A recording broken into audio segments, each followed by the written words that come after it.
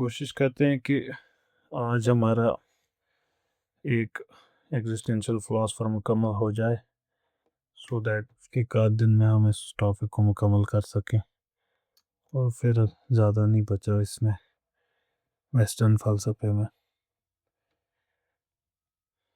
I think फिर 1 या 2 session में हो जाएगा। तो मैंने आपसे कहा था कि पिछली बारी जब हम मिले थे कि ग्रेलिंग कवर नहीं करते कियरकेगार्ड को, तो फिर मैंने उसके लिए 2-3 सोर्सेज़ लिए हैं। तो हम पहले वो स्टोरी कवर करने के लिए एक तो एंथनी केनी का है a new history of western philosophy. इसमें एक पेज है, हम इसको पहले पढ़ लेंगे। फिर उसके बाद कॉपलस्टन की 11th वॉल्यूम, उसमें हम स्टोरी पढ़ेंगे जैसे हमने बाकी फिलोसफर्स के साथ किया। और फिर फाइनली वो चीज़ जो कियरकेगार्ड में समझने वाली है उसको मैं एक बारी लास्ट में फिर से सम अप करूँगा। इसमें वैसे उतनी ज़रूरत है नहीं उसकी, but still will do it. ये एग्जिस्टेंशियल फ़लसफ़ा समझना ईज़ी है, मतलब ऐसा आपको लगेगा कि आप इसको समझ पाएँ। होता usually the other way around है। Because it is too easy to be understood in one go. खैर, सो स्टार्टिंग विद एंथनी केनी। ये कहते हैं कि एल्सवेयर शोपेनहावर वो अपना world as will and idea उसको वो डेवलप कर रहे थे, बट हियर एक डेनिश फिलोसोफर कोपेनहेगन में बैठे थे जो अपना काम कर रहे थे, and he was also giving a similar call to asceticism, but he was doing it on an entirely different metaphysical basis. This was Soren Aabye Kierkegaard. 1813 में पैदा हुए in a tragic family. Tragic family क्यों? क्योंकि इनके adulthood से पहले इनकी माँ दुनिया से रुखसत हो चुकी थी, और उनके एडल्टहुड से पहले इनके 5-6 सिबलिंग्स दुनिया से रुखसत हुए थे। So it was a very tragic family.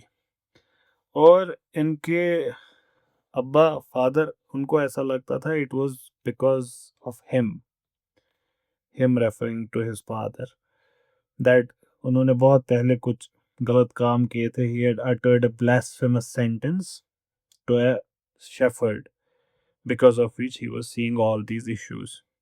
ये मैंने इससे पहले भी आपको बोला है, फिर से रिपीट कर देता हूँ। हमें स्टोरीज इसलिए पढ़ते हैं सो दैट हम उस फिलोसफर को कंटेक्स्ट में प्लेस कर पाएँ कि कहाँ से आ रहा है ये फिलोसफर। 1830 में, दैट मीन्स 13-23 17 साल की उम्र में, 17-18 साल की उम्र, थियोलॉजी पढ़ने के लिए यूनिवर्सिटी ऑफ कोपेनहेगन चले गए, और वहाँ पे इनको he acquired Hegel's philosophy and started hating it. This is same for Schopenhauer as well. He disliked theology, but in 1838, 8 साल बाद, he underwent a religious conversion, accompanied by a mystical experience जिसको वो खुद डिस्क्राइब करते हैं of an indescribable joy. कुछ हुआ उस टाइम पे। 1840 में एंगेजमेंट हुई, लेकिन शादी नहीं हुई। 1 साल के अंदर इन्होंने एंगेजमेंट तोड़ दी, एंड डिसाइडिंग कि I am not the material for a married life. I'm unsuitable for marriage. ये I don't belong to this part of the world जहाँ पे लोग शादी करते हैं। तो यहाँ से इनकी स्पाउस फिर फिलॉसफी ही बन गई। 1841 में डिसर्टेशन इन्होंने सोक्रेटिक आयरनी पे की। सोक्रेटिक आयरनी किसको कहते हैं? सोक्रेटिक आयरनी सोक्रेटिस के मेथड को ही कहते हैं। वो क्या करते थे? For example, there is an idiot who is saying say XYZ TQ or whatever. Then Socrates would, for example, know that he is wrong, but he wouldn't say it to him. He would ask him something about it. It is, you can take an example like your parents are out for the weekend and you are home alone, and you get your friends. There is drinks all around. There is every kind of lavishness and everything, where you had promised your parents you're going to study this weekend. That's why you did not want to go. And you don't know what your parents had fixed, CCTV or whatever, and they know everything that you did. And now they come back, you have cleaned the apartment, everything is clean, and then they say कि क्या किया, and you're like कि मैं पढ़ रहा था, तो तुमने क्या पढ़ा? और this is Socratic irony, क्या पढ़ा? They know everything that you have done, and you're like कि मैंने how does an induction motor start पढ़ा. And then they ask you, okay, tell us how does an induction motor start, and उस सब में they catch you somewhere, and this is Socratic irony. खैर इसमें इन्होंने अपने डिसर्टेशन फाइल किया. फिर बर्लिन चले गए और शेलिंग के लेक्चर्स वहां पे अटेंड किए, और जर्मन आइडियलिज्म से और नफरत इनकी बढ़ती गई. लेकिन unlike Schopenhauer, he thought that its mistake was to undervalue the concrete individual. Like Schopenhauer, though, he sketched out for his readers a spiritual career that ends with renunciation. In his version, however, each upward phase in the career, far from being a diminution of individuality, is a stage in the affirmation of one's unique personality. By the end of this session, you would have understood what Anthony Kenny means here. I'm leaving it for a while. कि ये क्या कह रहे हैं कि with this development of personality, individuality का, जो हमको जब आप आगे ज़िंदगी में बढ़ते हैं, तो this diminution of individuality is not actually diminution of individuality. It's in fact affirmation of one's personality. वो देखेंगे कुछ टाइम बाद. For now, let's move on. केरकेगार्ड का जो सिस्टम है, फिलोसॉफिकल थॉट है, ये 1843 से 46 तक ही एक्सपाउंडेड मतलब डिस्क्राइब करते हैं in a series of works, जो इन्होंने लेकिन अपने नाम से पब्लिश नहीं किए. He did not publish them under his own name, so used pseudonyms for them. कोई भी existential literature is very hard hitting, बहुत इसमें स्ट्रॉन्ग लैंग्वेज होती है. it would either like rejuvenate you or depress you. One of the two things are going to happen. Either और नाम की एक किताब है 1843 में आई, which presents two life views, one aesthetic and one ethical, from a starting point in which the individual is an unquestioning member of the crowd. ये जो essential इंसान होता है, the aesthetic life is the first stage towards self realization. इसकी details में जाएंगे कुछ देर में कि essential stage क्या होता है. The aesthetic person pursues pleasure, but he does not taste elegance. इस स्टेज पे he does not pursue pleasure with some taste. वो उसके अंदर अभी नहीं होता है. The essential feature of his character is that he avoids taking any commitment. चाहे वो पर्सनल हो, सोशल हो, ऑफिशियल हो, जो भी उसके चॉइसेस को लिमिट करे, choices of what may seem immediately attractive, जो भी चीज़ उसको लिमिट करे उस चीज़ को, वो कमिटमेंट्स को नहीं लेना चाहता. As time goes on, such person may realize that his demand for instant freedom is actually a limitation of freedom. ये किरकेगार्ड इसको डिस्कस करेंगे कि कैसे उन्होंने ये साबित किया, but for now we are only reading his conclusions. If so, जब वो ये रियलाइज करता है कि असल में जो मुझे आज़ादी लग रही थी, ये आज़ादी है नहीं, ये बर्बादी है, तब वो अगले स्टेज पे जाता है, विच इज़ एथिकल. जो आपको यूजुअली लगता है कि आज़ादी को ख़त्म करना है, ये आज़ादी को बढ़ा रहा है. एथिकल स्टेज में अब क्या होता है, in which he takes his place within social institutions and accepts the obligations that flow from them. जो कल्चरल इंस्टीट्यूशंस ने एस्टेब्लिश कर रखी होती है चीज़ें, वो उसको फॉलो करेगा. But however hard he tries to fulfill the moral law, he finds that his powers are unequal to it. Moral law जो डिमांड करता है वो उसको कभी फुलफिल नहीं कर पाता, उसको ये पता चल जाता है before God he is always in the wrong, कुछ ना कुछ कमी रह ही जाती है। तो दोनों एस्थेटिक और ethical ways of life have to be transcended in an ascent to a higher stage, which is the religious stage. हम अभी समरी पढ़ रहे हैं, हम इन सबको डिटेल में पढ़ेंगे कुछ देर में। This message is conveyed in further works. जो पहले वर्क्स थे उसमें पहले 2 स्टेजेस थे, अब जो वर्क्स हैं उसमें ये वाला स्टेज, ये फिर से सिडोनिमस वर्क्स ही हैं, अपने नाम से इन्होंने पब्लिश नहीं किए हैं। एक का नाम 1843 में पब्लिश हुई, फेयर एंड ट्रेम्बलिंग। आपको नाम से पता चल रहा होगा कि एग्जिस्टेंशियल लिटरेचर कैसा होता है। 1844 में आई द कंसेप्ट ऑफ एंजाइटी। 1845 में आई stages of life's way. This is his फलसफा, ये जो तीसरी किताब है ना, stages of life's, this is what we need to understand in Soren Kierkegaard. और उसी पे हम सबसे ज्यादा टाइम भी स्पेंड करेंगे इंशाल्लाह। This series reached its climax with the publication of lengthy concluding scientific postscript in 1846. वहां पे इनकी मैसेज क्या थी? That faith is not the outcome of any objective reasoning, जैसे हिगेलियंस ने सोचा था। ये नहीं है, फेथ नहीं होता based upon ontological law, based upon some क्या कहते हैं argument from design. This is not faith at all. इसको भी हम थोड़ा डिटेल में देखेंगे बाद में। The transition from ethical to religious sphere is vividly portrayed in which of his texts? Fear and Thinking। उसमें ये सबसे डिटेल में है, जहाँ पे ये सेंट्रल स्टोरी लेते हैं, जो बहुत मशहूर स्टोरी है, दो के अब्राहमिक ट्रेडिशन में ज़्यादा मशहूर है, लेकिन अब वो पूरे दुनिया में सबको पता है वो स्टोरी, जहाँ पे Abraham is asked to sacrifice his son.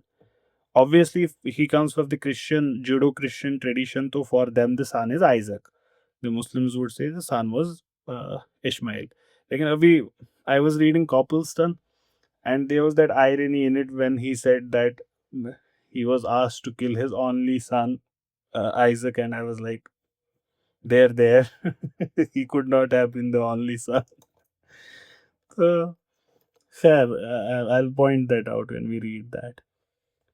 ये कहते हैं, अभी नटशल में ही देख रहे हैं, बाद में डिटेल में देखेंगे, कहते हैं कि एक एथिकल हीरो सोक्रेटिस जैसा, he led his life, we have read that, अगर आप में से किसी को याद हो, how Socrates led down his life for the sake of a universal moral law.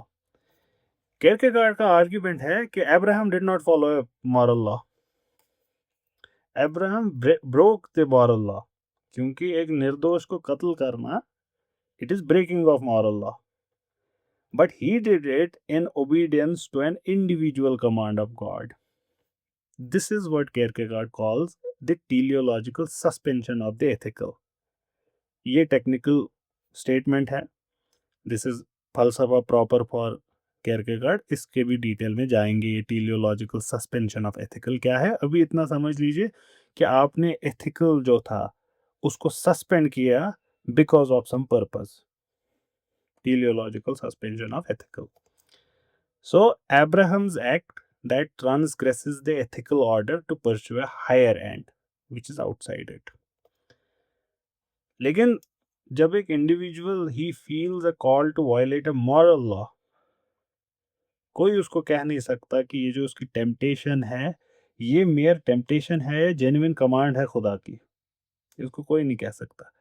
He can not even know it, वो खुद को ये साबित भी नहीं करके दे सकता है कि ये एक्चुअली क्या है। He can never know it, he has to make a decision in blind faith. Now this is where our tradition differs. यहाँ पे हमारा ट्रेडिशन डिफर करता है, हम ये नहीं मानते कि इसमें ब्लाइंड फेथ होना जरूरी है। फॉर द प्रॉफिट्स हमारे लिए तो हो सकता है कि वो तुम्हें कहता है कि फाइनली इट्स द फेथ की leap, it's a leap of faith finally at the end of the day. But खैर वो उसमें फिर कभी जाएंगे. But our tradition differs that the prophet was shown whatever he was told. He wasn't just told things, he was shown those things. He wasn't just told that Jesus, Moses, he was shown Jesus, Moses. He visited them, he met them, he talked to them. He wasn't just shown, he wasn't even मतलब उनको simply बोला गया हो कि Jerusalem. He was taken there and shown this is the place.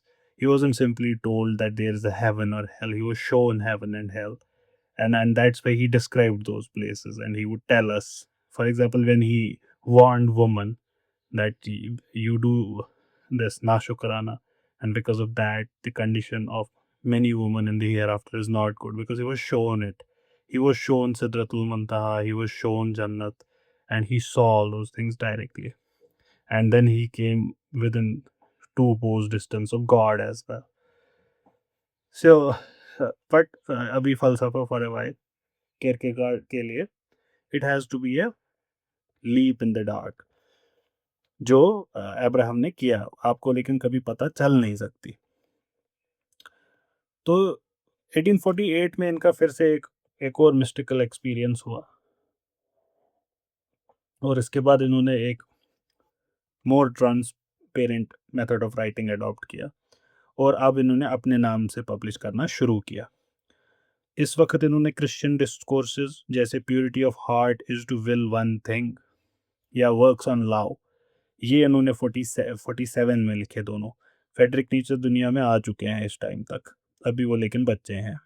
इन्होंने अपने Christian works अपने नाम पे लिखे, अपने अपने नाम से ही लिखे, purity of heart, works of love. लेकिन फिर से वापस सिडोनियम अडॉप्ट किया when he wrote sickness unto death. So ये किताब भी बड़ी इंटरेस्टिंग है, और जो मेरे खुद के फलसफे से वाकिफ है तो आपको दिख रहा होगा बहुत पैरेलल्स. इसमें आर्ग्यू करते हैं that faith is the only alternative to despair. There is no other answer to it. And as the necessary condition to realize one's authentic existence. तो बाद की जिंदगी इनकी was in full-fledged conflict with the established Church of Denmark, जिसको ये कहते थे कि ये तो बस सूट बूट वाली सरकार है, ये सिर्फ क्रिश्चियन बाय नेम है, that's all they are. He was highly critical of the Bishop J.P. Minster, और इनकी बिशप की डेथ के बाद इनके खिलाफ बड़ा बिटर इन्होंने क्रिटिक लिखा. And he founded and funded an anti clerical broadsheet named the moment. 9 issues उसके भी पब्लिश हुए, और फिर he collapsed in the street and died a few weeks later 1855 में, a kind of end which Friedrich Nietzsche also had. तो इनकी खुद की विशेष भी नहीं थी, और इनकी नेफ्यू ने बहुत कोशिश की, बहुत प्रोटेस्ट किया, but he was given a church funeral in the end. That's in nutshell Kierkegaard की कहानी. अब इसी कहानी को थोड़ा डिटेल में देखेंगे कॉपलस्टन से, और फिर मैं इनका ये 3 स्टेज ऑफ लाइफ आपको फिर से बताऊंगा एक बार. अगर आज नहीं हो पाया तो कल हम अगले फिलोसफर को ही उठाएंगे, तो जितना आज होगा उतना ही करेंगे, क्योंकि ये बहुत मुश्किल नहीं है, आप समझ जाएंगे of your own self. It's not very difficult. Copleston start करते हैं कि केरकेगार्ड के सामने सवाल है, what does it mean to become more and more individual. ज़्यादा और ज़्यादा आज़ाद होना, इसका मतलब क्या है. कॉपलस्टन आर्ग्यू करते हैं ये समझने के लिए हम केरकेगार्ड की ज़िंदगी को समझें. उनकी ज़िंदगी इसी चीज़ का ये है, डिस्क्रिप्शन है. तो वी आर गोइंग टू, जो अभी हमने स्टोरी सुनी, अब हम उसको डिटेल में देखेंगे. केरकेगार्ड 1815 में पैदा हुए, और he was brought up by his father, जो एक डीपली रिलीजियस इंसान थे, but he was afflicted by melancholy and tormented by a sense of guilt. Now you know which guilt. And it is not surprising that as a student, Kierkegaard should have revolted against his upbringing and should have become detached from Christianity. इसमें कोई surprise होने की ज़रूरत किसी के लिए है नहीं। The atmosphere of which he regarded as stifling, कि क्रिश्चियनिटी गला घोट देती है इंसान का। For a time he adopted the attitude of a cynical observer of life. कोई इनको फर्क नहीं पड़ता था, अपनी जिंदगी जी रहे थे, एंजॉय कर रहे थे, ready to enjoy the experiences, जो जहाँ पे भी आएंगी उनको एंजॉय करते थे, but remaining the ironic spectator, fundamentally detached and uncommitted. कोई नहीं, किसी से कोई कमिटमेंट नहीं, कर रहे हैं ऐसे एंजॉय लाइफ, साथ चल रहा है कोई तो चलो, नहीं चलना दफा हो जाओ, ऐसी जिंदगी ये काट रहे हैं। In 1836, however, after having contemplated suicide, कुछ चेंज हुआ इनके अंदर, a moral conversion। और 1938 में एक religious conversion, he turned towards Christianity once again, 1938 में। But these stages in life had a wider significance for a reflective thinker। ये ऐसे आम इंसान तो है नहीं, वो आपको ऑलरेडी पता है, तभी हम उनको आज पढ़ रहे हैं किरकेगार्ड को। He would think about what was happening in his life, of all the stages his life had taken. So he would not take these stages in his life as mere personal events. What he did was he universalized these stages as distinguishable phases, कि proper clear cut phases हैं, ये possibilities हैं, ये levels हैं human experience के, human existence के। We thus at once see the close relation between his personal experience and philosophical reflection। तो अगर आपको इनका पर्सनल एक्सपीरियंस समझ आएगा, आपको इनका फलसफा भी समझ आएगा। अभी क्या है हमारे किरकेगार्ड साहब, अभी ही इज एंजॉयिंग, अभी he is in sensual life. He says himself कि इनका काम असली में जितना भी है, it revolves around his own self. ये मैंने अपने खुद के बारे में लिखा है, जो मैंने लिखा है, that the whole of his production is process of his own education। It's as if diary entry वो लिख रहे हैं कि मैं क्या क्या नया सीख रहा हूँ, मैं अपने बारे में क्या क्या देख रहा हूँ। And that he sought from the first at truth by which he could live. चाहिए क्या सोरेन किरकेगार्ड को, कि मुझे कोई चीज बता जो मेरी जिंदगी को मुमकिन कर सके, something I can live by. और इस सेंस में किरकेगार्ड को आप एग्जिस्टेंशियलिस्ट ऑफ पार एक्सीलेंस मान सकते हैं। सही बात है कि he turned everything into reflection, और जो हमने अभी बात भी की, he universalized his personal experiences and struggles, but he was deeply conscious that, as he put it, an existential system cannot be formulated. Existential system क्या करता है, ये इंडिविजुअल पे ध्यान देता है। तो जब वो अपने इंडिविजुअल एक्सपीरियंसेस को यूनिवर्सलाइज करते हैं, तो वो फिर से सिस्टम बन गया। यूनिवर्सलाइज अगर हो गया, that means it is common to all, तो इंडिविजुअलिटी फिर से खत्म होगी। तो इसको कैसे करें अब balance? How did he balance it? He was deeply cautious कि देखो, सिस्टम हम बना नहीं सकते, एक प्योरली एग्जिस्टेंशियल सिस्टम बन ही नहीं सकता है, because system is antithesis to individual. His aim was not to create a philosophical system, लेकिन वो करना तब क्या चाहते थे? He just wanted to speak. To whom? To his own self. And by doing so, he would have spoken to others. How? By drawing their attention towards the possibilities of human existence। Kierkegaard की जिंदगी जो उन्होंने लिखा, उसको देखकर वो अपने आप पे रिफ्लेक्ट करते हैं। ये कहते हैं कॉपलस्टन के, कुछ देर में आपको पता चल जाएगा, ये जो मोमेंट था उनका एक स्टेज से अनदर, ये it is accomplished by choice in an instant. ये कोई पढ़ के लिख के नहीं होता, कोई understanding of philosophical system develop करके ये स्टेजेस क्रॉस नहीं करता जिंदगी के, ये होता है, बस हो जाता है। It can happen to anyone anywhere. फिर the existential thinker can draw attention to possibilities and illuminate the scene, बस इतना कर सकता है वो। But if truth means my truth, the truth by which I have to live my life, to which I have to commit myself. I alone can appropriate it. I alone can make it my truth by my personal choice, by my self commitment. तो केरकेगार्ड का फलसफा पढ़ के कुछ नहीं होता, केरकेगार्ड के हिसाब से ये बस आपको ध्यान दिलाएगा, ये देखो मेरे साथ क्या क्या हुआ, यही होता है, तो आप फिर उसको रिफ्लेक्ट करेंगे. I cannot achieve this end by sitting at the feet of a professor, imbibing his words of wisdom. ऐसे नहीं होगा.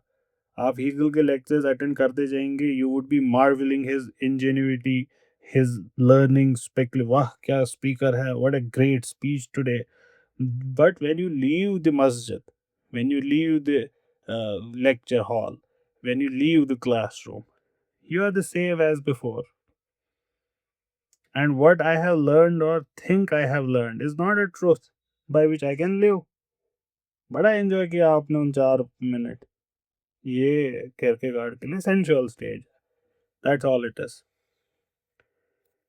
केरकेगार्ड का जो पर्सनल फेज था इस सिनिकल ऑब्जर्वेशन का, जब वो देख रहे थे क्या हो रहा है, which had this absence of commitment, इसको इन्होंने यूनिवर्सलाइज करके एस्थेटिक स्टेज बोला. एस्थेटिक स्टेज टेक्निकल टर्म है, लेकिन इस टर्म से Kierkegaard does not mean merely a life of an artist or an art lover. No, he means कि ये he means the attitude of those who have no continuity in their life. आज इधर कल उधर.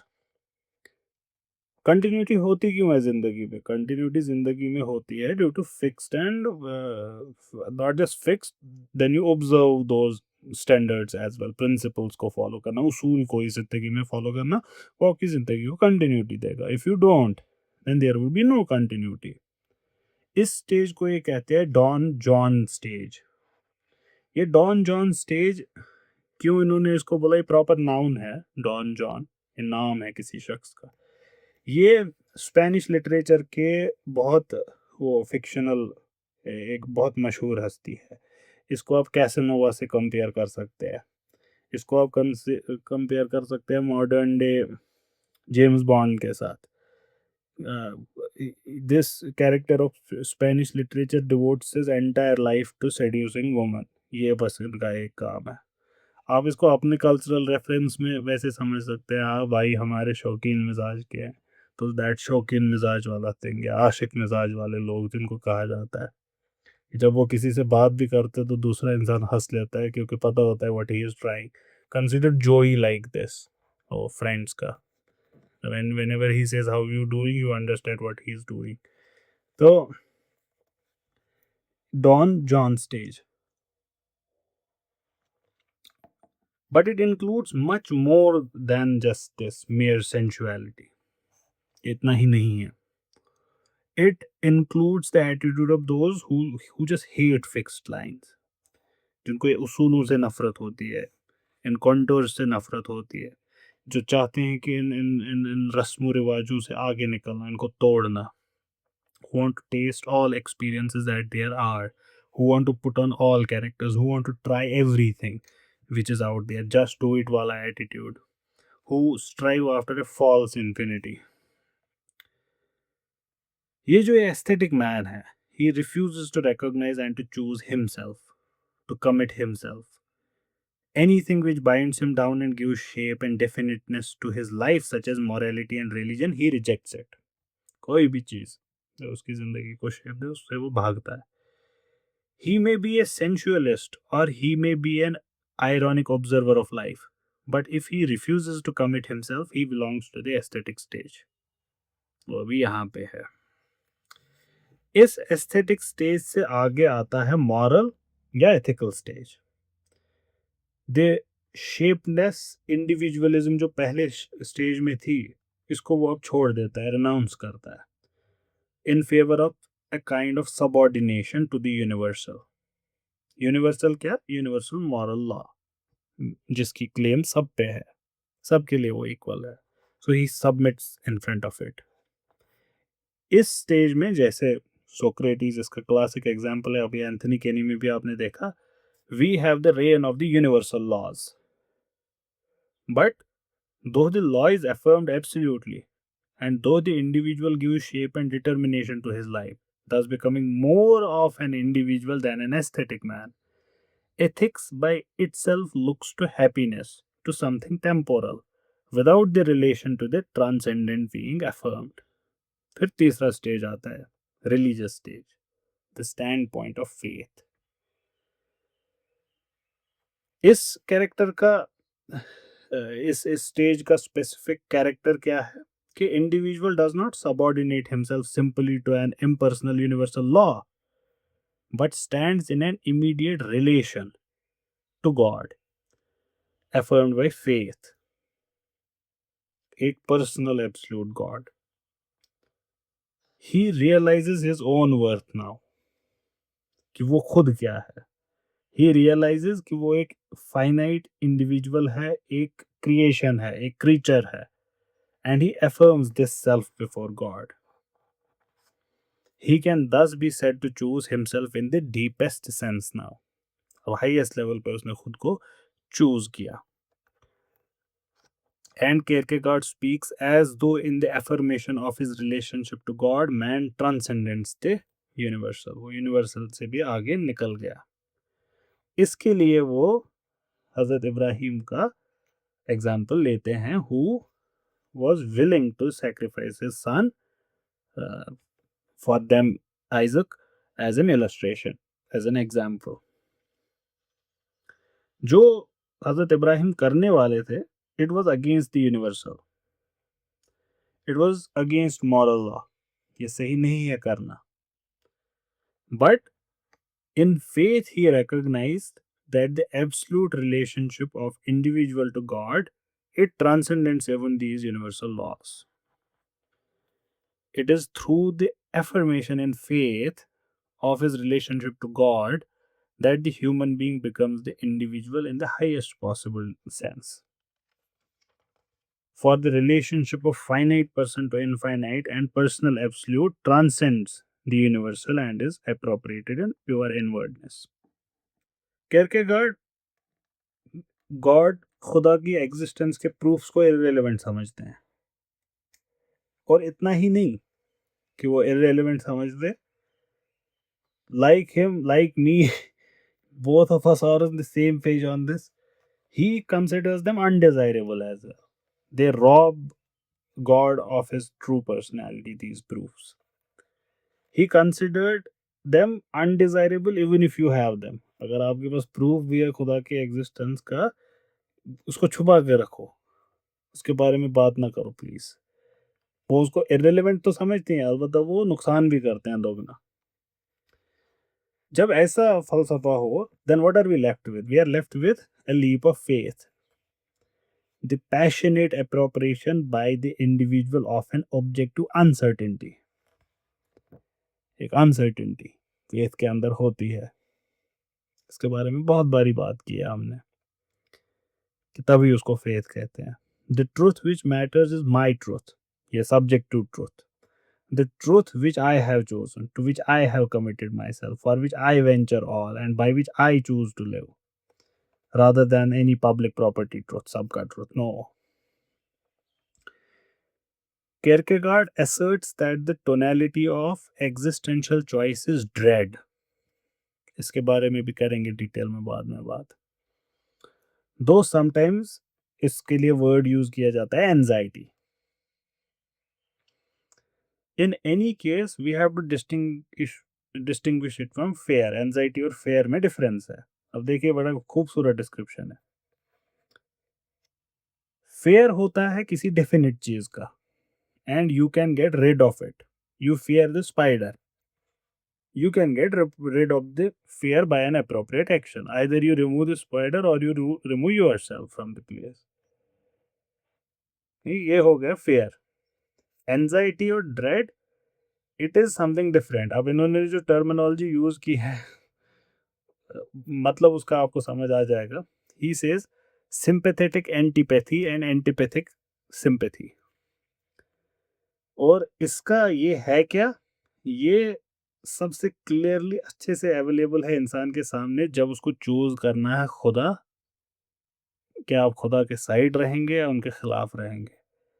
A choice for और against God. ये कहते हैं ये प्रूफ वगैरह से कुछ नहीं होता। Nothing, that is not God. God is transcendent, he is invisible, he is unprovable. और जब इंसान ऐसे खुदा को चूज करता है, he commits oneself to faith, he appears to be losing himself। बस उसने अब मार दी छलांग पहाड़ से। He has jumped now into an abyss। He doesn't know where he is going, he's not sure of it at all। ये आपको बड़े अच्छे से कुछ देर में समझ आ जाएगा जब हम हजरत इब्राहिम की कहानी पे वापस आएंगे। On the other hand, if a man risks all and leaps, he finds himself, he chooses his true self, which is both finite and infinite। He who has no God is alienated from himself, he is in despair। He who makes the leap of faith recovers himself, his true self, after the dispersion of the aesthetic level। Faced with the leap, therefore, man is simultaneously attracted and repelled। He is like a man standing on the edge of a cliff and simultaneously attracted and repelled by the yawning chasm below it। कि आपको आज़ादी feel करनी है, पहाड़ के साथ खड़े हो जाओ और खुद को कहो कि मैं अभी कूद सकता हूं अगर चाहूं। एंड देन यू सी कि व्हाट इज फ्रीडम। ये कितनी मुश्किल है आज़ादी। He experiences a sympathetic antipathy and an antipathic sympathy। कॉपलसन कहते हैं अब आपको समझ आएगा कि केरकेगार्ड कहना क्या चाहते हैं। What does he mean by existence. और ये भी बहुत खूबसूरत है। और खुद से पूछे अब, आर यू एग्जिस्टिंग। कैसे ये साबित कर देते हैं कि खुदा पे यकीन होना सबसे बड़ा फ्रीडम है। यहाँ आपको समझ आ जाएगा कि आज़ादी नहीं है कस्टम को तोड़ना, रिचुअल को तोड़ना। आज़ादी है उसको फॉलो करना। ये देखिए आप। So now you can understand Kierkegaard का मतलब क्या है एग्जिस्टेंस से। It does not mean simply being there in the world. It does not mean simply living. ये नहीं होता। और इसके लिए केरकेगार्ड एक मिसाल का इस्तेमाल करते हैं। ये कहते हैं कि आप एक शराबी, take the example of a drunken peasant, farmer, anything, जो अपनी बैलगाड़ी में है एंड ही इज एस्लीप। जो उसकी वो रस्सी होती है ना, जिसे खींचते हैं, डायरेक्शन दिखाते हैं उनको, वो उसके हाथ में है, but he is asleep. So जो जानवर उस कार्ट को चला रहे हैं, they are moving on their accustomed way. उनको पता है रास्ता कहाँ है जाने का। तो केरकेगार्ड आर्ग्यू करते हैं कि ये जो ड्राइवर है, he is actually driving in as much as he is there with the reins in his hand, he is the driver of his life, he is the driver of his cart, but we can also say that he is not driving it at all। So there are many who exist but who at the same time do not exist। There are many who think they are free but they are not free। This is to say they just drift along। To exist means choosing one's true self। Existence is something to be won by choice। So Kierkegaard can therefore speak of it as a process of becoming, as a striving. And because man's true self is the finite self as related to an infinite subject, existence can also be described as the child that is born of the infinite and the finite, the eternal and the temporal। सही है कि ये जो descriptions हैं ये बहुत clear नहीं है, लेकिन केरकेगार्ड कहते हैं ये क्लियर होंगे भी कैसे। The moment I speak it I destroy it. इसको बयान नहीं कर सकता मैं। If I think it I abrogate it and then I do not think it। if I speak about it I am not actually speaking about it। the meaning of existence is recognized by the engaged or self-committed individual। all that a philosopher can do is draw his attention towards it। that's all। अब इसकी further depth में जाते हैं। Third reading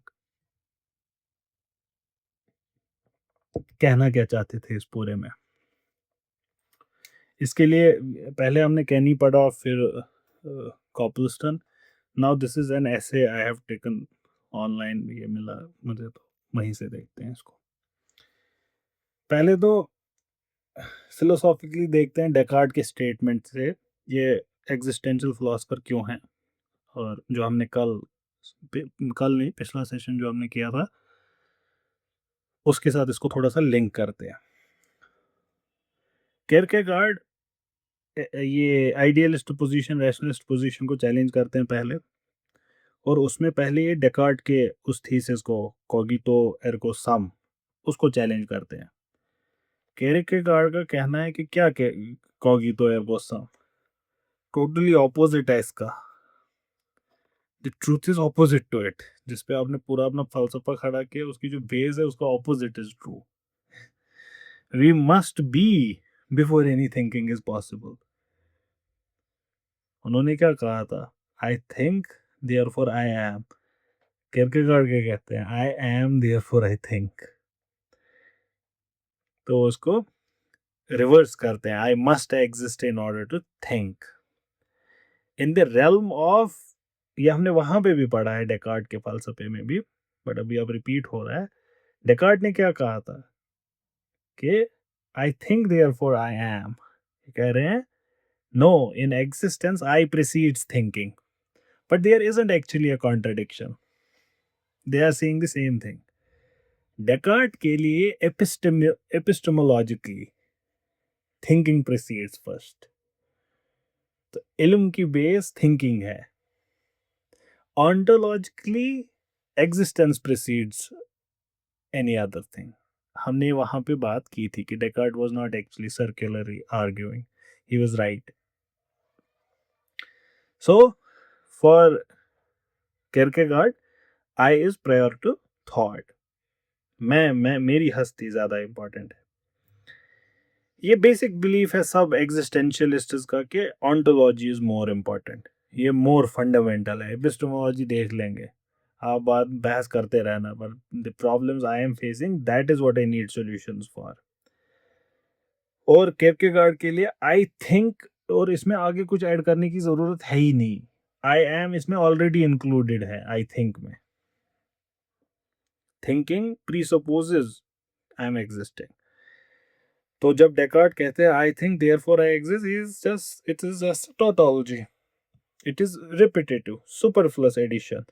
कुछ जरूरत नहीं थी आई am इसमें ऐड करने की. ये सेल्फ एविडेंट प्रोपोजिशन है. जब आप आई थिंक दैट्स ऑल, मुझे पता है मेरा वजूद है, आप क्या इसको साबित करोगे?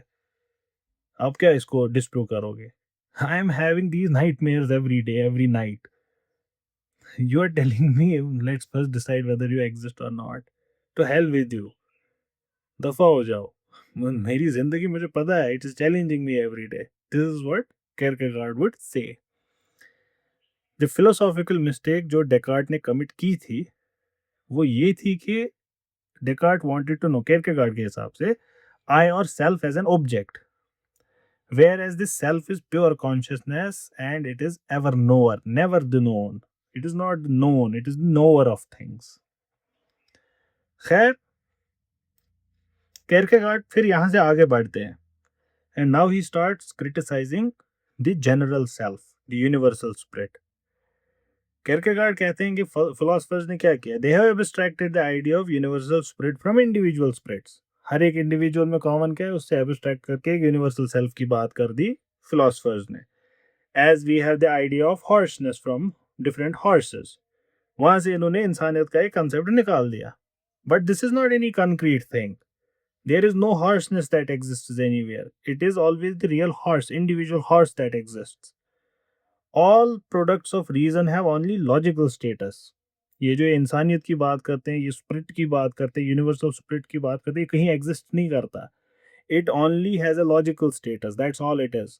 रियल स्टेटस हमारा है जो एक्चुअली एग्जिस्ट करते हैं, और हमारे मसलों को हल करे, स्पिरिट के मसलों को हल ना करे. Only particulars have existence. Universal is an abstraction. It only exists in thought. ये ख्याली पुलाव है. अब देखे आगे आगे क्या होगा, बड़ा इंटरेस्टिंग हो जाएगा अब ये.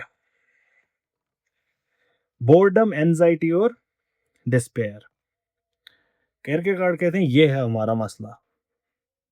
बोरियत, बोर्डम, एंजाइटी और डिस्पेयर। किरकेगार्ड सबसे ज्यादा वक्त अपनी किताबों में इन्हीं तीन पे ही devotes it to these three things, boredom, anxiety and despair.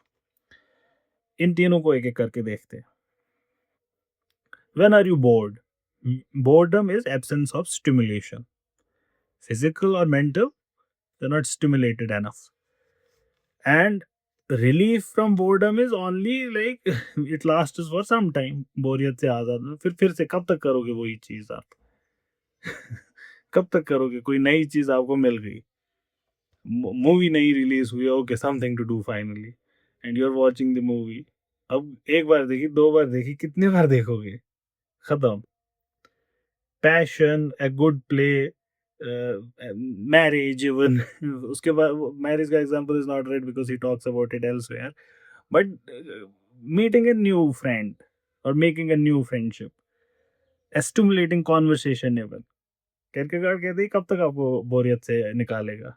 Momentary, ये थोड़े कुछ मिनटों का आज़ादी है। This relief does not last for long. Boredom is not merely a nuisance, it's a psychologically healthy human must find some way out to avert it. Otherwise, खत्म जिंदगी।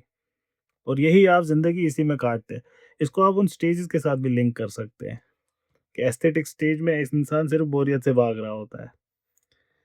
खैर, फिर क्या होता है? conflicts between one's ethical duty and one's religious duty, these cause what is called anxiety.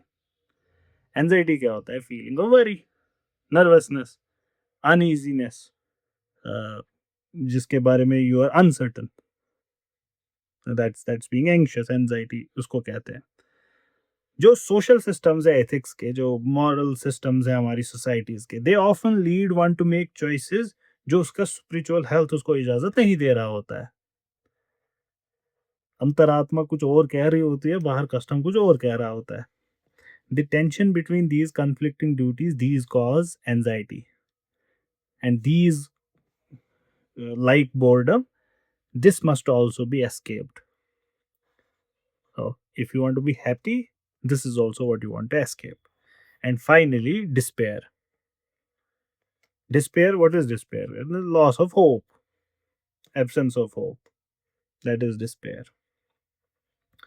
Despair ये क्यों होता है? It's a result of tension between finite and infinite. ये बड़ा बड़ा खूबसूरत है। कहते हैं इंसान को खौफ है मौत का, he is frightened by dying. लेकिन अगर इंसान को मौत का डर है, उनसे कहो कुछ देर के लिए कि ओके अगर मौत ना होती तो क्या होता, you would be existing forever, और वो अब दोगुना डरेंगे। Is this the life I have to live forever? And all of a sudden he is happy with मौत।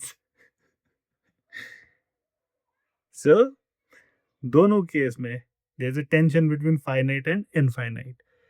Kierkegaard believed that everyone would die, but also that everyone had an immortal self or soul that would go on forever. क्या करे उसका? I want to die, but that is also a tough position. Boredom और anxiety को आप बहुत सारे method से कर सकते हैं हल अपना मसला। इसका बहुत मसला, आप बहुत सारी चीज़ें कर सकते हैं। आज बिरयानी खाने चले गए, हो गया आज का मूड ठीक। ठीक, आप किसी डेटिंग ऐप पे चले गए, 4-5 मैचेस आ गए, बात कर रहे हैं उनसे, हो गया आज का मसला ख़त्म। आज गुलमर्ग गए घूमने के लिए, तो नई जगह देखी तो enjoy. There are a lot of ways to deal with these two things. But despair, despair का सोल्यूशन एक ही है, ईमान, that's all. Indeed in the remembrance of Allah do hearts find peace. इसके अलावा और कोई सोल्यूशन नहीं है, कोई सोल्यूशन नहीं है। I personally believe had Kierkegaard known classical Islamic tradition, he would have been modern day Ghazali. He had deep insights, real deep insights, great insights, and he says things where he's just at the cusp of reality. And वो मुझे वो दिख जाता है कि only thing he is missing is Islam. कि had he known that Islam touches these things, he would have just lapped onto it. But क्या करे, अल्लाह ताला का ऐसे ही करना था। कहते पूरा ईमान खुदा पे, ये नहीं है सिर्फ मस्जिद जाना रोज। He uses the word church obviously. ये नहीं है सिर्फ आपने पैजामा कैसा रखा है, दाढ़ी कैसी रखी है, किबला बराबर डायरेक्शन है, नमाज़ें 5 वक्त पे पढ़ी, ये नहीं किया, सोने की रिंग नहीं पहनी। कहते ये नहीं है दीन। Faith is not this. Faith requires personal commitment to God, a dedication of unending self analysis.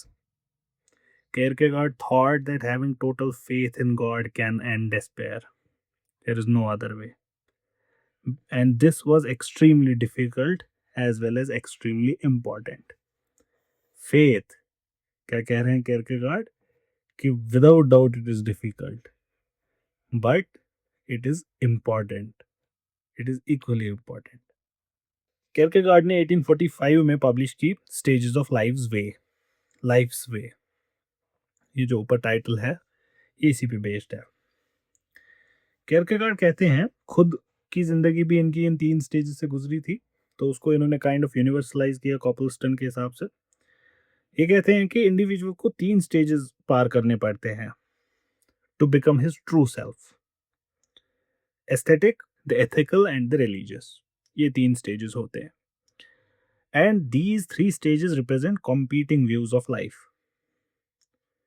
And as such potentially conflict with each other. ये तीनों stage. Kierkegaard usually in stages को किसी सिडोनिमस कैरेक्टर उठा के, जो मैंने आपको पिछली रीडिंग में एग्जांपल भी दिया था, तो कभी कभार मुश्किल हो जाता है कि केयरकेगार्ड का खुद का ओपिनियन क्या है, but usually Kierkegaard is you would be able to understand him, or so it would seem. So but there is another reason to believe why Kierkegaard is doing that, because he's an existential philosopher. He doesn't want to feed you. He wants you to think of yourself like that. कि आप खुद के बारे में खुद फैसला लो कि तुम्हारी ऑथेंटिक एग्जिस्टेंस है कि नहीं, तुम निकल चुके हो क्या यहाँ से। तो शायद इस वजह से भी he leaves things sometimes ambiguous, which he actually doesn't, but according to this writer we are reading he does, but I don't think he does. He is one of the plainest, because उनका मकसद ही ये था, वो तो criticise कर रहे थे philosophers का, हाँ हाँ बड़ी बड़ी बातें करो, लोगों को पता भी नहीं है क्या कह रहे हो, यही बोलो ऑन्टोलॉजी ऑन्टोलॉजी, लोगों को पता ही नहीं है वर्ड क्या है, what does it even refer to. तो इसलिए I don't think he is right here, but कोई बात नहीं, आगे चलते हैं। पहला स्टेज एस्थेटिक स्टेज है। ये स्टेज है सेंसरी एक्सपीरियंसेस का, प्लेजर्स का, मज़ों का, ये यही है। So it is defined by what? Pleasure. And to live the aesthetic life to the fullest, क्या करना चाहिए आपको? You must maximize your pleasures. और ये आपको क्यों करना है? अब आप समझ गए होंगे, टू कॉम्बैट बोर्डम। प्लेजर नहीं होगा बोरियत होगी तो, और बोरियत से तो भागना है। और Kierkegaard suggests many ways to doing it. He proposes, for example, anticipation of an event. This is in itself pleasurable, and it is much more pleasurable than an event itself. Eid की तैयारी में ज़्यादा मज़ा है than ईद itself. शादी से पहली तैयारी में मज़ा है than शादी itself. So everything, the anticipation, ठीक, उसमें मज़ा है. So he suggests how to draw these anticipations. जैसे for example he says, if you see a mail, उनकी ये ईमेल की बात नहीं हो रही है, ये लेटर्स की बात हो रही है, कहते हैं उसको छोड़े कुछ देर डेस्क पे, don't open it for 3 or 4 days. So this is इसको delayed gratification you can see, कि ये चीज़ें दे गिव यू हैप्पीनेस। अब ये तो हो गया इवेंट विच इज फिक्स्ड और उसका एंटिसिपेशन। तो इसका मतलब ये हुआ ना कि अनप्लान्ड इवेंट्स जो होंगी वो भी खुशी देंगी, because of the element of surprise in them. And he says कि unplanned events, they can lead to greater pleasures. Pleasures of planned events is almost entirely in the anticipation, not in the event. Event का मजा unplanned होने में है। अगर आपको याद होगा, जब हमने इनका प्रेजेंट एज पढ़ा था, उसमें क्या कहते हैं? कहते हैं कि मॉडर्न इंसान क्या है, वो सुसाइड भी नहीं कर पाता। He kills himself by thinking about suicide. वो इतना प्लान करता है, इतना प्लान करता है सुसाइड कि वो प्लानिंग से ही मर जाता है। The importance of aesthetic is acknowledged, but it is also presented as an immature stage. ये बचपना है. The aesthete is only concerned with his personal enjoyment. And because aesthetic pleasure is so fleeting, ये कुछ लम्हों तक रहेगा. An aesthete has no solid framework जो उसकी जिंदगी को कोहेरेंट बनाए, जो उसकी चॉइसेस को कंसिस्टेंट बनाए. और इस वजह से जितने प्लेजर्स आपने कर लिए, उतने वो pleasures they would start giving you less and less gratification, less and less pleasure.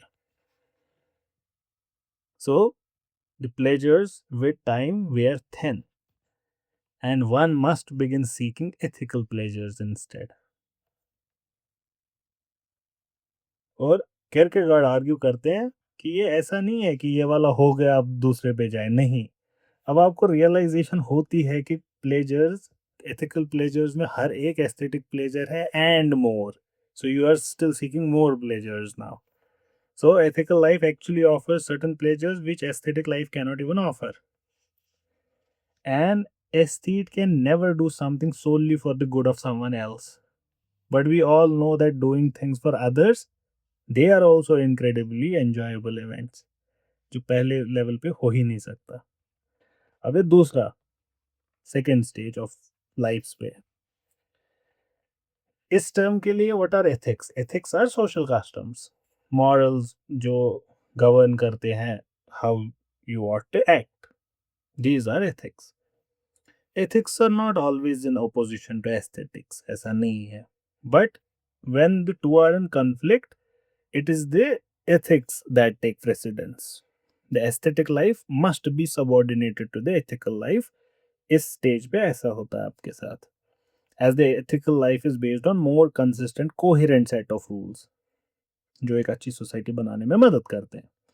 A person can still experience pleasure while he is living his ethical life. The ethical life serves the purpose of allowing diverse people to coexist in harmony and causes individuals to act for a good of society. Ethical person क्या करता है? He considers the effect of his or her actions. Effect on who? Not just on himself, but on others as well. And he gives more weight to promoting social welfare than to achieve his own personal gain. Aesthetics steers one away from consistency, क्योंकि repetition would lead to boredom. तो aesthetics में क्या होगा उस वाले stage में? Consistency is hated. An ethical person does not simply enjoy things because they are novel, but because ethical choices between those choices evoke a higher set of principles. Kierkegaard इसमें मिसाल लेते हैं मैरिज का. Marriage is an example of an ethical life choice. Marriage में honeymoon lasts for a while and then all of it fades away. The excitement and the passion associated with marriage, it quickly fades away and it should lead to boredom. तो इसी वजह से जो वो जिनको क्या कहा था मैंने हमारी कल्चरल रेफरेंस में शौकीन मिजाज के हैं, वो क्या करेंगे? They would not want to marry, they would want to delay it as much as possible. अभी तो एंजॉय करने का टाइम है, यही सेंटेंसेस यूज होते हैं. Because then you have just like monotonous life. देखिए क्या कहते हैं एथिकल लाइफ में क्या होगा. By consistently acting for the good of one's spouse, one learns that there are enjoyable moments beyond excitement, even in that. When you do things for your spouse, when the spouse does things for you. And in this is also a lesson, life lesson for all of us, how to make your relationships better by doing things for the other person. That would give you pleasure and them pleasure.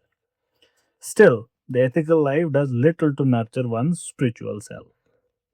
Ethical life में भी आपका spiritual side अभी develop होगा नहीं, क्योंकि ये जो ethical life है ये आपको सेल्फ से हमेशा बाहर ही रखेगी.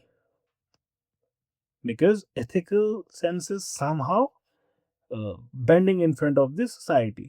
That's what it is. It's always about others, it's not about yourself. It requires an individual to follow a set of socially accepted norms and regulations. लेकिन फेथ के लिए, ईमान की कुव्वत के लिए self exploration is necessity, it is a must. एक की requirement है self exploration एक रिलीजियस लाइफ के लिए किरकेगार्ड के हिसाब से। अब आते हैं तीसरे स्टेज पे।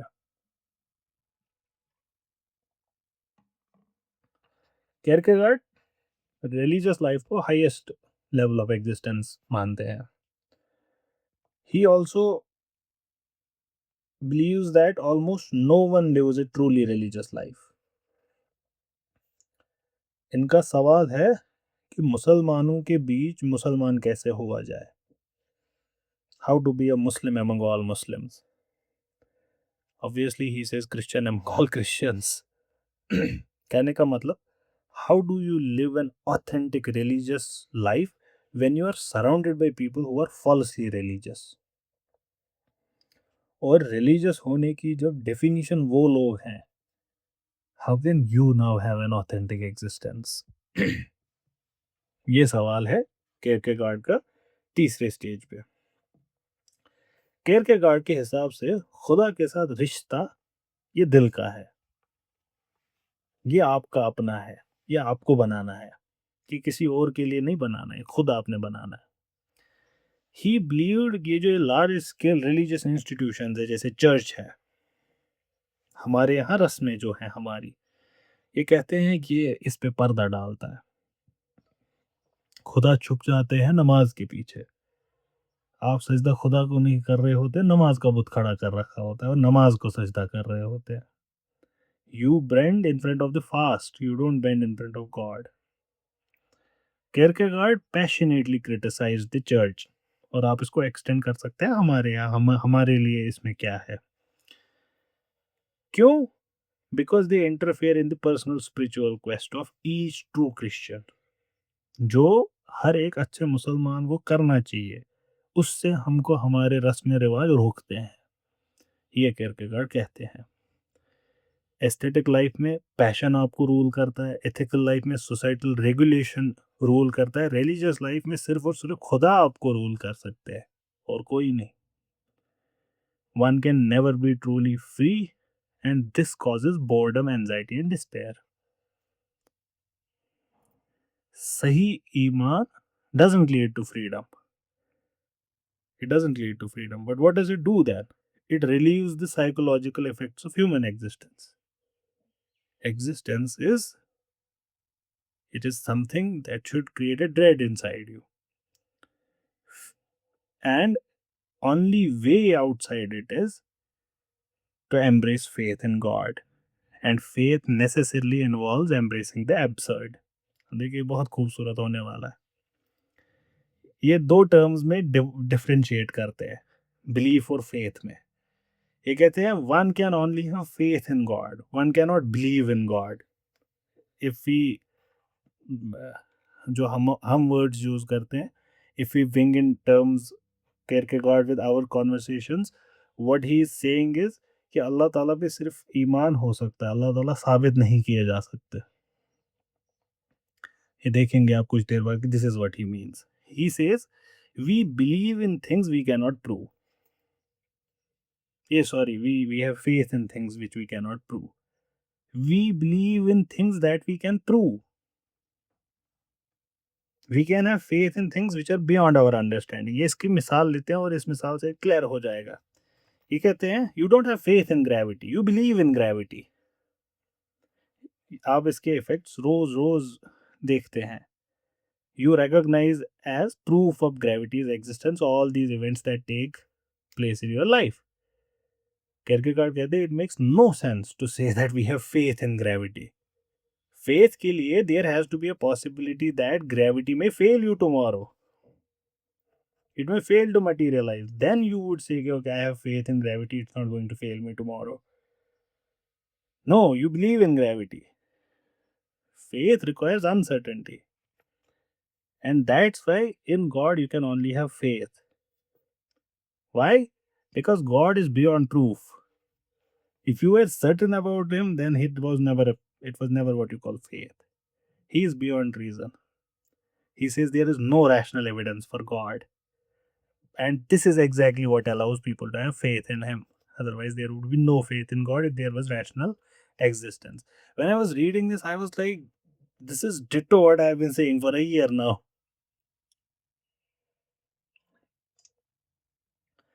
मैं स्ट्राइकिंग रिजेम्बलेंस से शॉक हुआ. I was surprised. देखे अब आगे. दो मेथड्स हैं टू मैक्सिमाइज एंजॉयमेंट. एक है रिपीटिशन, दूसरा है recollection. Repetition serves multiple purposes Kierkegaard के लिए. फर्स्ट, इसका अपना एक एस्थेटिक फंक्शन है. जो चीज़ें आपने एंजॉय की होती हैं ज़िंदगी में, आप उनको रिपीट करना चाहते हैं. लेकिन मसला इसमें आपका क्या आता है? The original pleasure is often lost in the repetition of it. जब पहली बार कश्मीर गए थे, जब पहली बार नजरें मिलाई थी, ये सारी चीज़ें, द फर्स्ट किस, ये सारी चीज़ें. First is always beautiful. The first day at school, the first day at the college, the first salary. आप उसको रिपीट करना चाहते हो उन चीज़ों को, but then they are not as pleasurable as they were the first time. Why so? This is due to the expectations that things will be just the same the second time. अब Kierkegaard argue करते हैं that is not at all possible. Even if you do it 100% the same as it was done the first time, हर एक चीज वैसी रही, yet there it is not an ontological impossibility, it is a logical impossibility कि वो तब भी वैसा नहीं हो सकता. Why?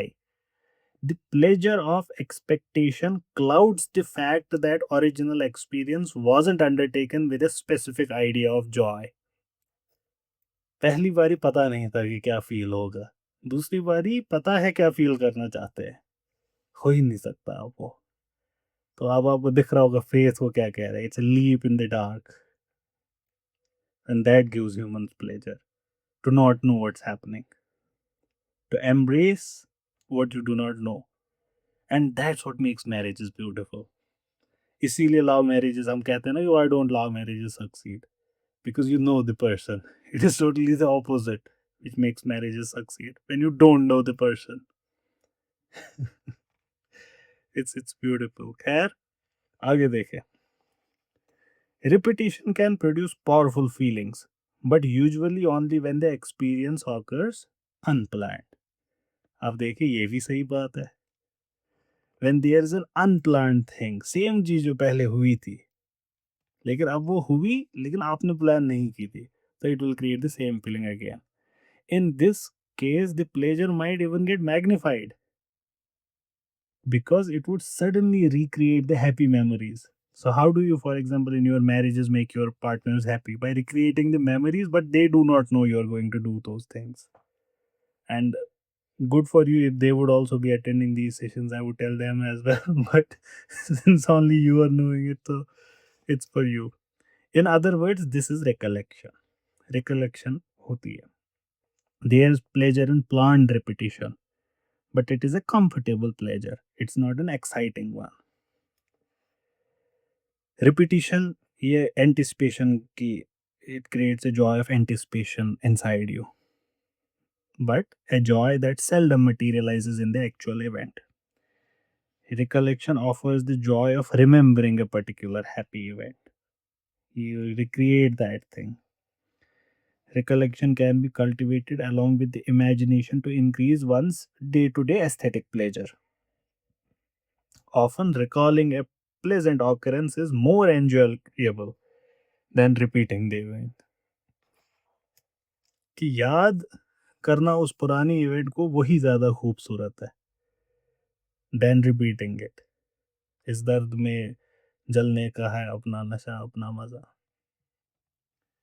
Remembering the old Christmas of your childhood, वो बचपन की ईद, वो बारिश का पानी, वो कागज़ की कश्ती, उसको याद करने में ज़्यादा मज़ा आता है देन एक्चुअली क्रिएटिंग अ कागज़ की कश्ती when you are like grown up. मज़ा किस में है ज़्यादा? याद करना स्कूल डेज में. स्कूल जाओगे वहाँ मज़ा नहीं आएगा अब. So remembering the childhood is often more pleasant than celebrating what you used to celebrate than now. Indeed, much of the pleasure of Eid for an older person comes from how you used to celebrate Eid when you were a kid. Obviously, he uses the example of Christmas, but contextualizing. So the pleasures of recollection, which they are enjoyed best alone, कि सिर्फ आपकी खुशी है, ये सिर्फ आपको पता है, ये सिर्फ आपका मजा है. These are well suited to the aesthetic life. Unplanned repetition is a truly aesthetic pleasure as well, while planned repetition, such as that represented by marriage, they afford more ethical pleasures than aesthetic ones. ये हो गया 3 stages. अब देखिए अब this is going to be more and more interesting. मैं इसको आज ही मुकम्मल करना चाहता हूँ, तो इसीलिए अभी ज़्यादा टाइम लगेगा, अभी नहीं, may be 10 more minutes. Fear and trembling 1843 में पब्लिश की थी. अब हम उसको डिस्कस करेंगे and with that discussion we land. या ये वो हज़रत इब्राहिम की कहानी जो मैंने कहा था उसको रिपीट करूँगा मैं. अब यहीं पे मैं कह रहा था कि मैंने रेड इट तो आई वाज लाइक विंक विंक. पहले मैं वैसे ही पढ़ता हूँ कि जैसे ये है. अब थोड़ा सा बैकग्राउंड बता देता हूँ जिसको नहीं पता. The Christians and the Jews believe that it was Isaac that was the sacrificial son. The Muslims believe no, it was not him, it was Ishmael that was the sacrificial son. Now, the Bible doesn't name the person first, it names him later, and it says Isaac. The Muslims believe that it is a later insertion. Isaac wasn't there, the name Ishmael was mentioned. So, when the original जहाँ पे reference है वहाँ पे Bible कहती है, so he was asked to sacrifice his only son. और हज़रत इस्माइल हज़रत आइजक से बड़े हैं, तो only he would have been the only son. Hazrat Isaac could not have been. But the Jews and Christians now answer this accusation in another way. They say कि since Hazrat Ishmael was not born of his wife but Nauzubillah concubine, that's why he is not his son. The first son is Isaac because he was born of his wife. But that is that's a tragedy with one, the tradition and their own custom. Hazrat Hajra was his wife, and in no case would Hazrat Ishmael be said that he was not his son, and more so because entire tradition जो Jews और Christians का है, this is how he has been referred to. और हर एक event life में हजरत इब्राहिम की दिखाती है, treated him like a son every time, हर एक मामले में. खैर ऐसे डिस्कशन पर अदर डे. इसको पढ़े जरा आप, ये क्या लिख रहे हैं. कह रहे हैं fear and trembling centres on the biblical story of Abraham. Abraham, childless for 80 years, prays for a son, and God grants him his wish, and Abraham had Isaac. यहाँ पे मुझे हंसी आ गई because after 80 years of praying, who was born? It was Ismail. खैर 30 साल बाद God orders Abraham to kill his son, and Abraham prepares to kill Isaac. But at the last second, God spares the life of Isaac and allows him to sacrifice a ram instead. ये है. Fair और trembling में इस कहानी को 3-4 बार ये repeat करते हैं, लेकिन कहानी का थोड़ा सा different description, different viewpoint बताने के लिए. पहले वर्जन में हजरत Ibrahim he decides to kill हजरत Isaac in accordance to God's command. हजरत इब्राहिम हजरत इसाक को इनके हिसाब से, हमारे हिसाब से हजरत Ismail. So I'm going to say Isaac now because that's what we are reading right now.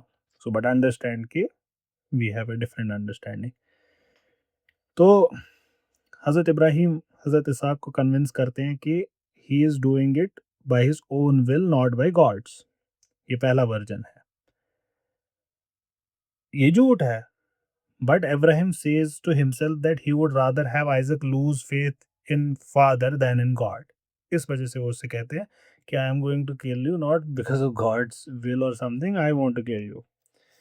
खैर ये एक वर्जन है.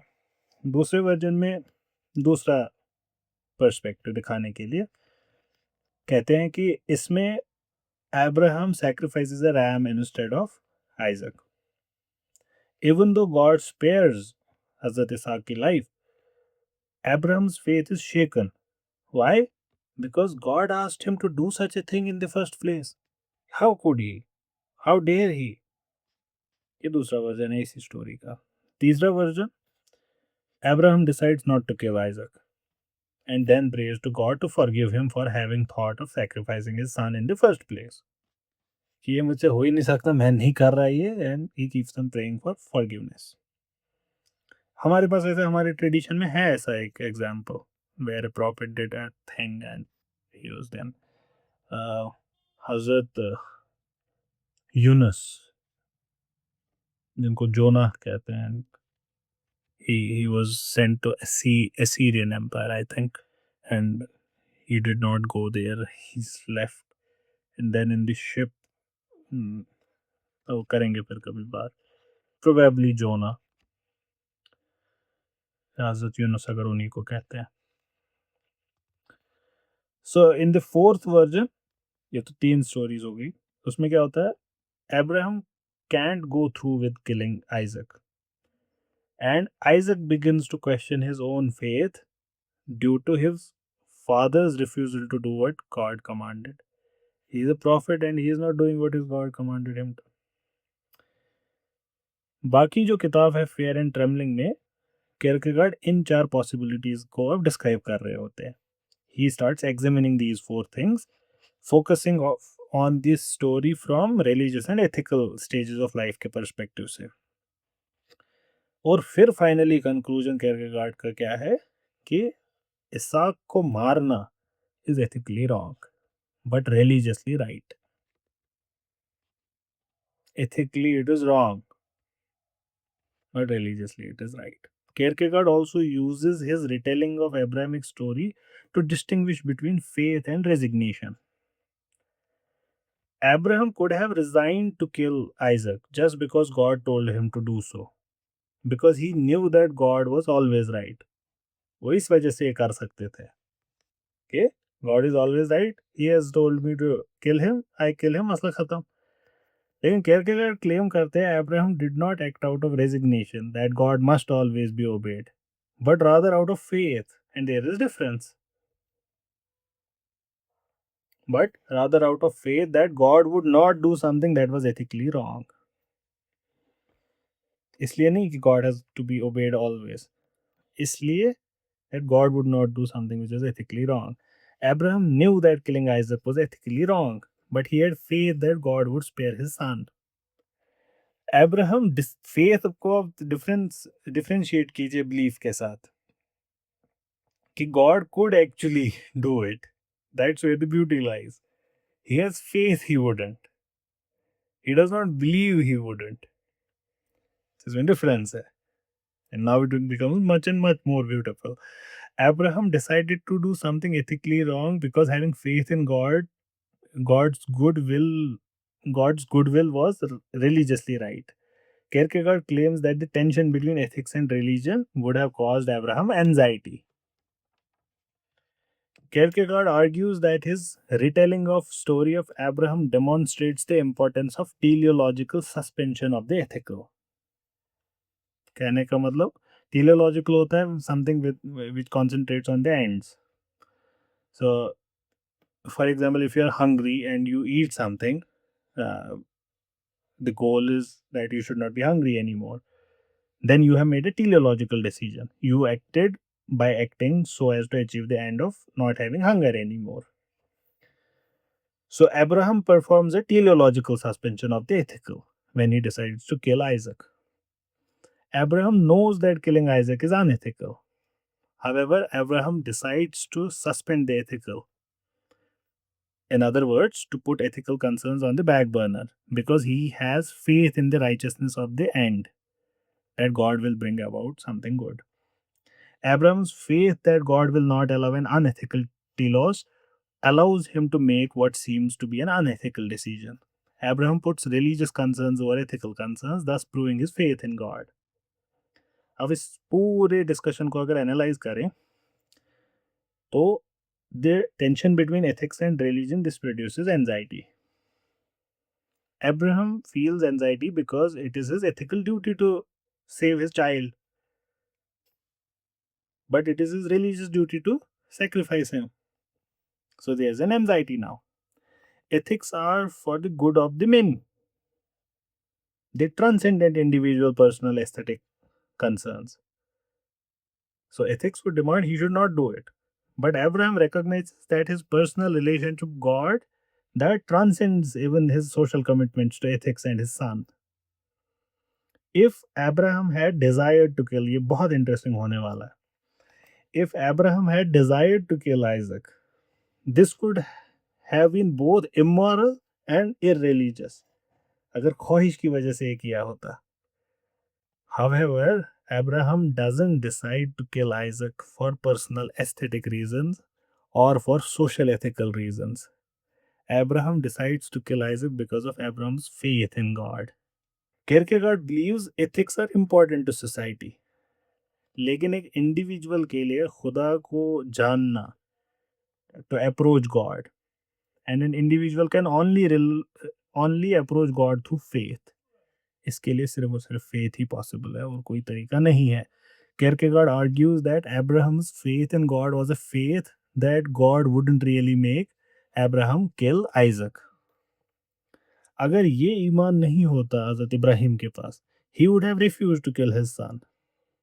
तो ये स्टोरी का इन्होंने इस्तेमाल किस लिए किया? To illustrate strong faith.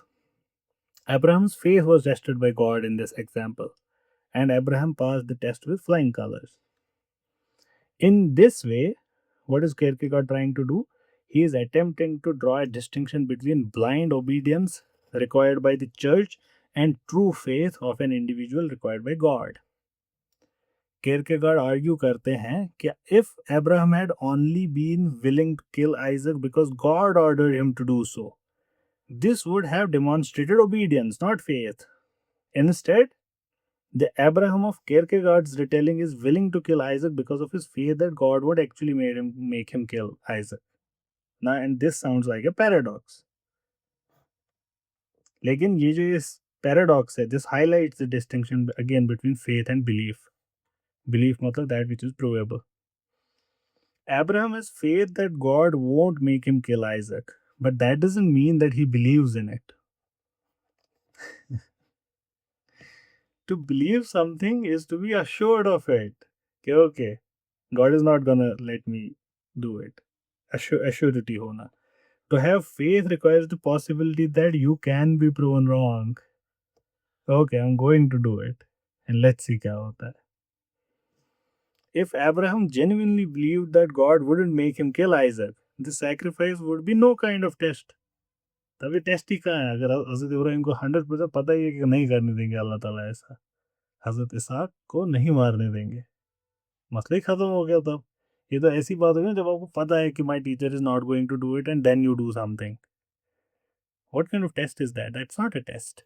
However, Abraham cannot be fully assured that his son will be spared. He must have faith that Isaac will not die, even though he believes that he must kill him. Kierkegaard illustrates one of the essential paradoxes or seeming impossibilities of ethics. An ethical system consists of rules that are established to promote the welfare of large groups of people.